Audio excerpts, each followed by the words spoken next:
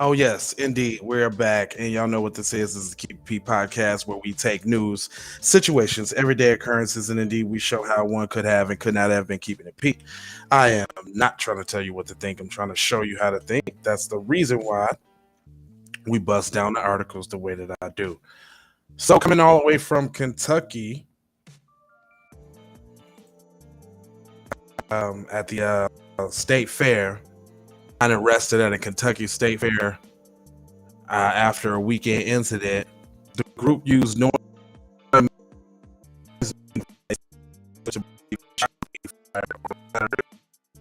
according to the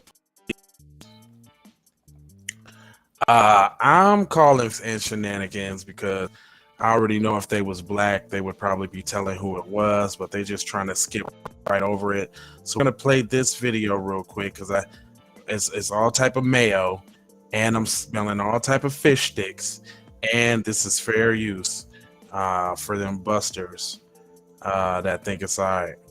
But let's see what they got to say.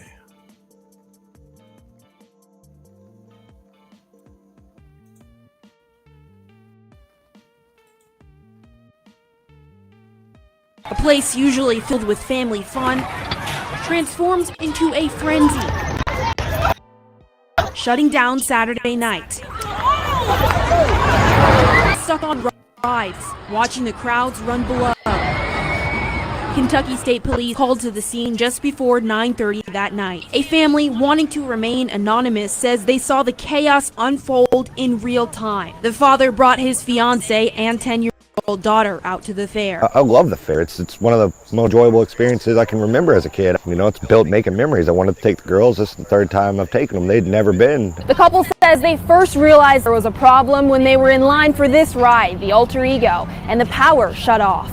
I can't even begin to describe the feeling that I felt whenever my fiance had to hug me and my daughter to shield us from whatever. I don't know if y'all can tell, but I can tell right away. It's like some PC going on in this whole little deal right here.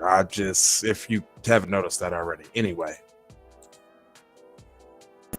Was going on in that, all I could do is pray that there weren't any active firearms. The couple says they started walking towards the big tent when they heard what they believed to be a gunshot. Heard a loud pop, probably about 25, 30 feet behind us. I turn around and I see a kid running, teenager running, 12 state troopers. I grab the girls, I wrap them up again. Then the family says they watched as troopers chase a man with what they thought was a handgun. He gets about half. The kid took him to the ground. They made it to. So first of all, you can tell there's a little lack of melanin there by the way that they're explaining this whole ordeal here. I mean, it's so like super nonchalant. I don't know if y'all noticing that, but come on, we go keep going though. I'm trying to get to the bottom. Get to their car safely without any injury. They are most worried about their daughter. Her childhood version of the fair forever clouded. I don't know if I'll ever. I don't want to. I'm afraid. See now that right there is the poppycock right there. That this might be a on the low gun control video because it was somebody that did the joint. Oh man, whatever. I can already tell just by how going. And I don't want her to go in thinking we're going to have a good time and have something in the back of your mind that this can happen again. In Louisville, Kennedy Hayes, Wade News. Yeah, I'm out of. Yeah, they didn't say no suspect. They didn't show no picture. You can automatically conclude or deduce that this is definitely a non-melanated person here. Yeah, and that's just about that. I don't know why stuck right there doing that. But anyway, I'm not gonna hold you. I'm just gonna mold you and fold you about like being on code, code, being on code, code. And I'm out of this thing. Make sure y'all gonna sign that thing, that petition. What petition you ask? This petition. Be one to the family. This is Kendra Blackwood of Hot Lava Music TV and the Hot Lava Media Group. And I come to you today with an urgent call to action. And with that being said, this petition is to demand the US government immediately make anti-Black racism a public health crisis is now an active campaign at change.org.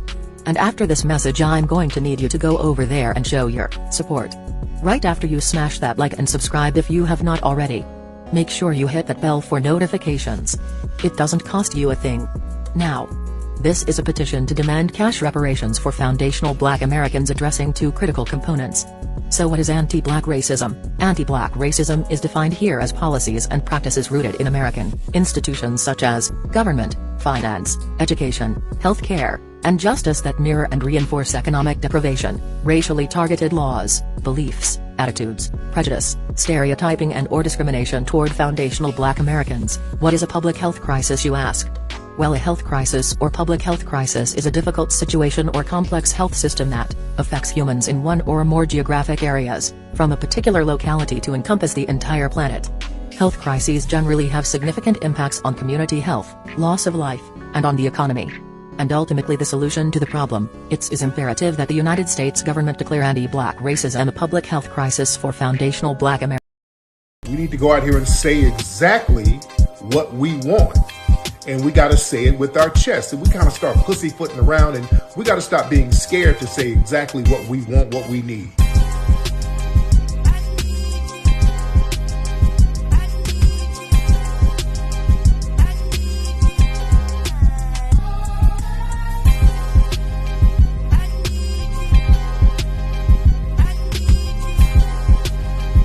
We need that paper. Say it with your chest. Damn all that. We need justice. We need y'all to love us. No. We don't need that paper. We need reparations in the form of a check. Let's stop being afraid to say that.